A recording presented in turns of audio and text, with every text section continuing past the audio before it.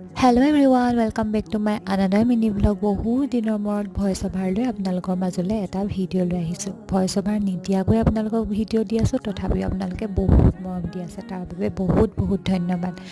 এইফালে দেখিছেনে মই বহি আছোঁ এই ডক্টৰৰ চেম্বাৰত, মোৰ লগত আহিছে পাপা।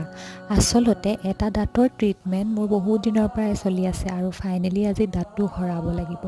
এইকেইদিন নহয় ইনজেকশ্যনৰ লৈ মানে তাৰ জ্বালাটো ইমান বেছি খাইছোঁ নহয়, বাপৰে তাতকৈ বেছি জ্বালা খালোঁ দাঁতটো সৰাব টাইমত। ফাইনেলি দাঁতটো সৰাই ল'লোঁ। কি যে বিষ নহয়, দাঁতটো মাৰি দিছে তথাপিও অলপ বিষ হৈ আছে। আচলতে সৰুতে চকলেট খোৱা জ্বালাটো এতিয়া খাব লগা হৈছে।